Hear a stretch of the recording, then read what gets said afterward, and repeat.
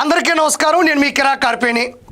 కుప్పంలో నారా చంద్రబాబు నాయుడు ఓడిపోకపోతే నేను ఆయన బూట్లు పాలిష్ చేస్తాను, బూట్లు తుడుస్తాను అన్నాడు ఓ వ్యక్తి.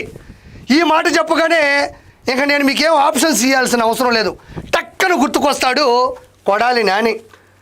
కూటమి గెలిచి దాదాపు 2 సంవత్సరాలు అయితే పట్టుమని రెండు సార్లు తెర మీదకి వచ్చాడు. అందులో రెండోసారి ఇదే. కనబడుట లేదు, వాంటెడ్ అని ఒక పాంప్లెట్ చిత్రీకరిస్తే ఆచూకీ ఇచ్చిన వాళ్ళకి అడిగినంత అమౌంట్ ఇవ్వబడును అని మనం ఒకటి క్రియేట్ చేసి రోడ్డు మీద అతికించాల్సి వస్తే వైఎస్ఆర్సీపీలో ముందుగా పెట్టేటువంటి ఫ్రేమ్ ఫోటో ఎవరిది అంటే అందరూ గొట్కా నాని అంటారు.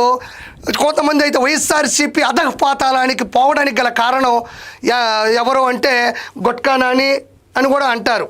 మరి నేను అలా అనట్లేదు, కొడాలి నాని. మరి ఆ కొడాలి నాని చాలా రోజుల తర్వాత ఈరోజు ఎక్కడున్నాడో మనకైతే తెలియదు. మరి ఈ రాష్ట్రంలో ఉన్నాడా, మరి పక్క రాష్ట్రంలో ఉన్నాడా, నలుగురు పక్కన వేసుకున్నాడు. వాళ్ళు ఏమైతే మధ్యలో మాట్లాడాల, జస్ట్ క్లాప్స్ కొట్టారు కాబట్టి దానికి భాష ఉండదు. ఇది మహారాష్ట్రలో ఉండొచ్చు, లేకపోతే పూణేలో ఉండొచ్చు, లేకపోతే ఢిల్లీలో ఉండొచ్చు, లేకపోతే ఛత్తీస్గఢ్లో ఉండొచ్చు, ఎక్కడైనా ఉండొచ్చు. నాకు తెలిసి ఈ దరిదాపుల్లో ఇక్కడైతే లేడు అనేది నా ప్రస్తావన. అయితే మైకు పెట్టుకున్నాడు, కిందకు వైరిటి ఏలాడబడిపోయింది. మరి ఈయన ఏం మాట్లాడతాడో ఒకసారి విందాం. ఒకసారి వినండి మిత్రులారా. జగన్మోహన్ రెడ్డి గారు చేసినటువంటి కార్యక్రమాల వలన జగన్మోహన్ రెడ్డి గారిని ఓడించారని చెబుతున్నారు. జగన్మోహన్ రెడ్డి గారు చేసినటువంటి కార్యక్రమాల వల్ల జగన్మోహన్ రెడ్డి గారు ఓడిపోతాం కాదు, చంద్రబాబు చేసినటువంటి దొంగ వాగ్దానాల వల్ల జగన్మోహన్ రెడ్డి గారు ఓడిపోయారు. ఇక్కడ కొడాలి అని అంటున్నాడు. అందరూ అంటున్నారంట జగన్మోహన్ రెడ్డి చేసినటువంటి కార్యక్రమాల వల్ల జగన్మోహన్ రెడ్డి ఓడిపోయాడు అని అంటుంటే అందుకు కాదు ఓడిపోయింది, చంద్రబాబు నాయుడు గారు చేసినటువంటి దొంగ వాగ్దానాల వల్ల ఓడిపోయాడు అంటున్నాడు. ఈరోజు నేను కొడాలి నానికి సవాల్ ఇస్తున్నా. నేను చెప్పింది నువ్వు నిరూపించగలిగితే నేను డైరెక్ట్గా మీ ఇంటికే వస్తానని నేను చేసుకుంటావు చేసుకో. ఆయన దొంగ వాగ్దానాలు చేశానంటున్నావు, ఒకటొకటి చెప్పుకుంటూ ఉంటా, నువ్వు నిరూపించు చూద్దాం.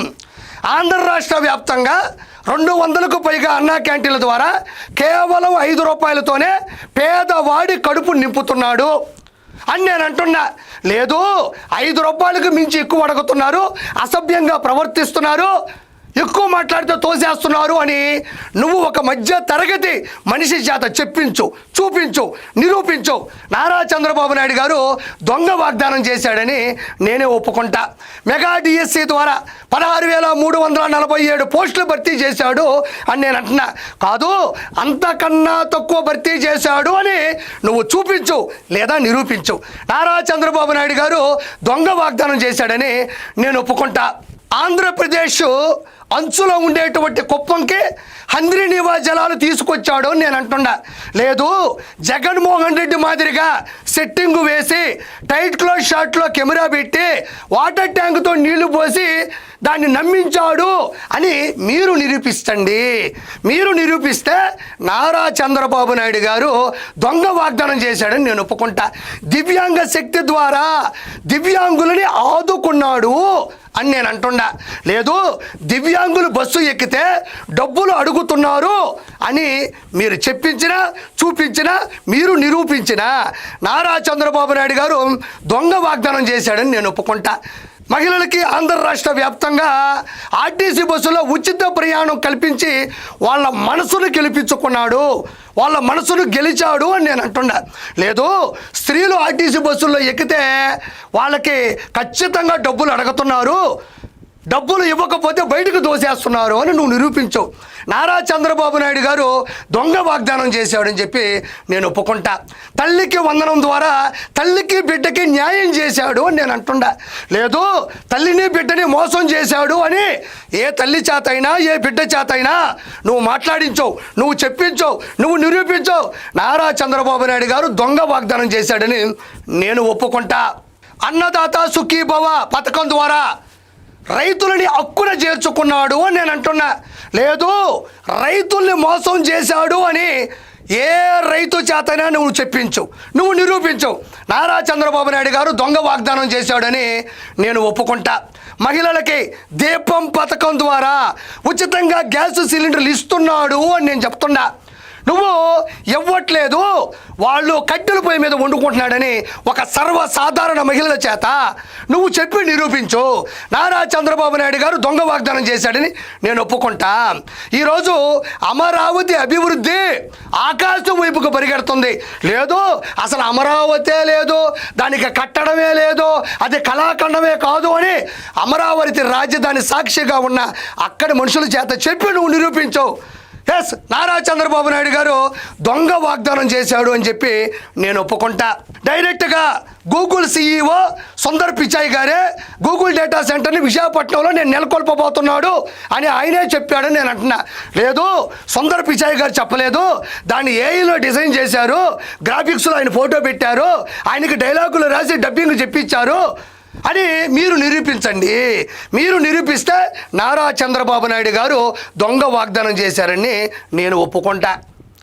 ఏ విధంగా మీరు ఈ మాటలు మాట్లాడతారు? నువ్వు గతంలో మాట్లాడినటువంటి ఇతను చూడండి, ఈ లాంగ్వేజ్, ఈ బాడీ లాంగ్వేజే వైఎస్ఆర్సీపీని పతనం చేసింది. మళ్ళీ అప్పుడప్పుడు వస్తాడు అఘోరా మాదిరి. మీరు ఆ సినిమా చూసుంటారు, అరుంధతి సినిమాలో అఘోరాధిపతి, పశుపతి, అఘోరాధిపతి. ఆయన ఎవరో కాదు, ఈయనే చూడండి.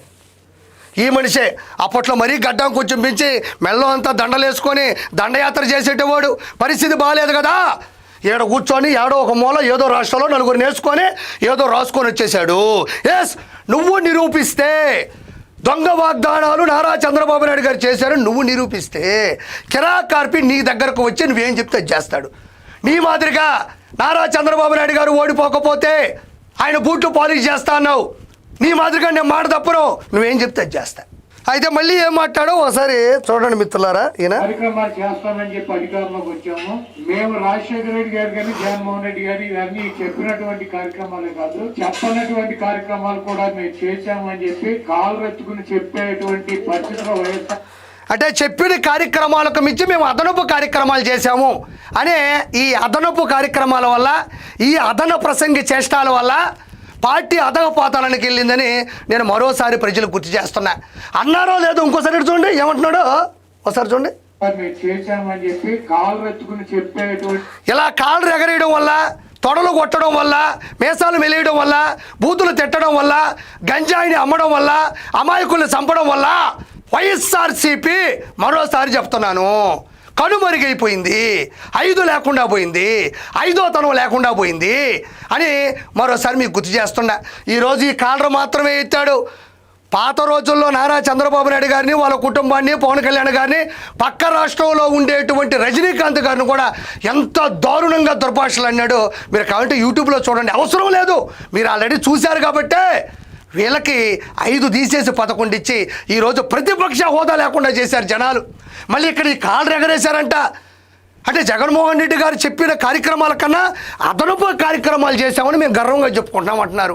మరి చేసిన అదనపు కార్యక్రమాలు ఈ అదన ప్రసంగపు మాటల వల్లే కదా మనం ఈరోజు అధికారం లేకపోవడం వల్ల అధపాతంలో పోయి నిద్రపోతా ఉన్నాం. ఎందుకు నువ్వు రోజు వచ్చి ప్రెస్ మీట్ పెట్టలేకపోతున్నావు? రోజు నీ కార్యకర్తలు తీసుకొని వచ్చి ఎందుకు నువ్వు మాట్లాడలేకపోతున్నావు? ఈరోజు నేను ప్రశ్నిస్తున్నా. మళ్ళీ ఒకసారి చూద్దాం ప్రజలారా. నెట్టేటువంటి పరిస్థితి ఆ పార్టీలే వచ్చినాయి. ఈ రోజు దొంగ హామీలతో, అడ్డగోలు అబద్ధాలతో అధికారంలోకి వచ్చినటువంటి పార్టీ ఈ కూటమి ప్రభుత్వం. తప్పకుండా ప్రజలు ఇవన్నీ కూడా గమనిస్తున్నారు. మనం ఎవరు కూడా తొందరపడాల్సిన అవసరం లేదు. అదే విధంగా ఈ రాష్ట్ర ప్రజలకి జగన్మోహన్ రెడ్డి గారి విలువ నేనైతే తెలిసింది అనుకుంటున్నాను. ఇప్పుడు ఏంది కొడాలని గారు, జగన్మోహన్ రెడ్డి విలువ, నీ విలువ, మీ యొక్క నాయకుల విలువ 2024 ముందే తెలిసిపోయింది. అందుకే పార్టీ తేలిపోయింది, అందుకే ప్రజల మనసు విరిగిపోయింది, అందుకే నువ్వు రాష్ట్రం లేకుండా పారిపోయింది, అందుకనే వైఎస్ఆర్సీపీ బతుకు అయిపోయింది. ఈరోజు ప్రజలు ఎక్కడ కూర్చున్నా దీని గురించే మాట్లాడుకుంటున్నారు. తొందరపడొద్దంట. ఇది తొందర పడకముందు, నువ్వు తొందర పెట్టకముందు చెప్పాల్సినటువంటి మాట. తొందరపడింది నువ్వు టీడీపీ నుంచి వచ్చినటువంటి వ్యక్తివి, టీడీపీ నుంచి ఎమ్మెల్యే అయినటువంటి వ్యక్తివి. బీఫామ్ తీసుకున్న నువ్వు వాళ్ళని ఎంతో దారుణంగా మాట్లాడినావో, వాళ్ళ కుటుంబం గురించి ఎంత దుర్భాషలాడినావో ఆ రోజు తొందరపడకుండా ఉండి ఈరోజు తొందరపాటు గురించి నువ్వు మాట్లాడకూడదని నేను ఈరోజు మాట్లాడుతున్నా. ఇది ఒకసారి చూడండి. జగన్మోహన్ రెడ్డి గారు ఇచ్చినటువంటి నవరత్నాల హామీలు కానీ, ఆయన అమలుపరిచినటువంటి కార్యక్రమాన్ని ఇక్కడ కొడాలని చెప్తున్నాడు. జగన్మోహన్ రెడ్డి అమలుపరిచినటువంటి నవరత్నాలు గుర్తుపెట్టుకోండి. నవరత్నాలు. ఆయన చెప్పేటి ఆణిముత్యాలు, నిర్వహించినట్టు అమలు పరిచినట్టువేమో నవరత్నాలు. ఓకే, ఇప్పుడు ఆ నవరత్నాలు ఏంటో ఒకసారి చూద్దాం. ఇక్కడ చూడండి నవరత్నాలు, ఇవి నవరత్నాలు. చూడండి, జగన్మోహన్ రెడ్డి 2019 నుంచి 2024 మధ్యన అమలు పరిచినటువంటి అసమర్థత కలిగినటువంటి హామీలు నవరత్నాలు చూడండి. ఇలా చూడండి, ఇది ఎంత అద్భుతమో. ఇక్కడ చూడండి, ఇవన్నీ నవరత్నాలండి. ఇవన్నీ కూడా ఒక్కొక్కటి చెప్తాను, 100% అమలు పరిచాడు. చూడండి, ఎంజాయ్ విత్ గంజాయి.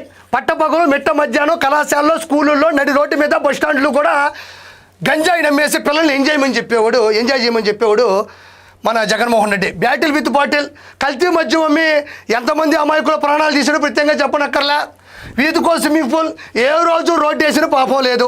చిన్నప్పుడు చెప్తా ఉంటారు, ఒరే తప్పు చేస్తూ రోడ్డు మీద పడతావు కదా అని. ఇతను చేసిన పాపానికి ఎంతోమంది రోడ్డు మీద పడ్డారు. అన్నీ స్విమ్మింగ్ పూల్లే, ఏడబట్టినా నీళ్ళే. ఇక్కడ చూడండి, ఎదిరిస్తే వేసేస్తా, తోట చంద్రయ్య, నన్న సుబ్బయ్య, డాక్టర్ సుధాకర్, డ్రైవర్ సుబ్రహ్మణ్యం చెప్పుకుంటూ పోతా ఉంటే అంతా వింత. ఇది చూడండి, కొండలని మింగి అనకొండ, ఋషికొండ ప్రథమ ఉదాహరణ. తిరుమల దాకా వచ్చాడు, ఆ భగవంతుడే కాపాడుకున్నాడు. ఇలా చూడండి, నా భూతే నా భవిష్యత్తు. ఇంకా బూతుల గురించి చెప్పలే. ఎక్కడ చూడు, ఇగో ఇందాక చెప్పిన మహానుభావుడు ఫోటో కూడా ఉంది. ఇది చూడండి, గుట్కా నాని, అనిల్ కుమార్ యాదవ్, ఇంకా రోజారెడ్డి, లేకపోతే శ్రీరెడ్డి చెప్పుకుంటా పోతా ఉంటే ఇంకా మన అంబటి రాంబాబు. ఇదొక నవరత్నం, మామూలు రత్నం కాదు ఇది. ఇది చూడండి, ప్యాన్ ఇండియా ప్యాలెస్లో ఏముంది, తాడేపల్లిలో ఒక ప్యాలెస్ ఉంది, బెంగళూరులో ఒక ప్యాలెస్ ఉంది, హైదరాబాద్లో ఒక ప్యాలెస్ ఉంది. ఆంధ్రరాష్ట్ర వ్యాప్తంగా 26 జిల్లాల్లో ప్రభుత్వ స్థలాల్లో ప్రజల సొమ్ముతో ప్రతి చోట వైఎస్ఆర్సీపీ కార్యాలయాలు ఉన్నాయి. అంటే ఇది కూడా చూడండి మంచిది, ప్యాన్ ఇండియా ప్యాలెస్లో. ఏడ భార్య ముద్దు, తల్లి చెల్లి వద్దు, ఇది నెంబర్ 1. మనం ఖచ్చితంగా దీన్ని గౌరవించాలి. అంటే మీకు నేను దీని గురించి ప్రత్యేకంగా చెప్పనక్కర్లేదు, మళ్ళీ మహిళలు కాబట్టి. మరి తల్లి చెల్లి పరిస్థితి ఏంటనేది మీ అవగాహనకి వదిలేస్తున్నా. బాయ్ బాబాయ్. బాబాయిని పైకి పంపించి ఒకసారిగా కూడా బాయ్ బాబాయ్ అని చెప్పినటువంటి పరిస్థితి. ఈ నవరత్నాల్ని మరి కొడాలని చెప్పినట్టు ఏ విధంగా అమలు పరిచాడో చూడండి. నేను ఒప్పుకుంటుండా జగన్మోహన్ రెడ్డి నవరత్నాల్ని 100% నిర్వహించాడు, అమలుపరిచాడు, పొందుపరిచాడు. ఇగో ఇవన్నీ కూడా ఈయన, ఇది మొహం చూడు అమాయకంగా పెట్టాడు, ఇవన్నీ ఈయనకి సంబంధించినట్టే. కాబట్టి మరి కొడాలని చెప్పినట్టు నవరత్నాల గురించి ప్రజలు బాగా మాట్లాడుకుంటున్నారు. వాళ్ళ మధ్యలోంచి ఇంకా తీయలేదు. 100% మళ్ళీ 2029లో మళ్ళీ గెలిచాడంటే ఇవి చేస్తాడనే భయం కూడా వాళ్ళకుంది. ఎప్పటికీ అతను గెలవడు. ఎందుకంటే కూటమి ప్రభుత్వం ప్రజల్లోకి చైతన్యవంతంగా ప్రతి పని చేస్తూ వాళ్ళకి మంచి చేస్తూ ముందుకెళ్తుంది, మంచి పనులు చేస్తుంది, మంచి ప్రభుత్వంగా నిలబడింది. కాబట్టి 100% నారా చంద్రబాబు నాయుడు గారి ఆధ్వర్యంలో, ఆయన అధికారంలో 2029లో మళ్ళీ మంచి భవిష్యత్తు ఆంధ్రప్రదేశ్కి రావాలని మనస్ఫూర్తిగా కోరుకుంటూ నేను మీ టీడీపీ కార్యకర్త కిరా కార్పే.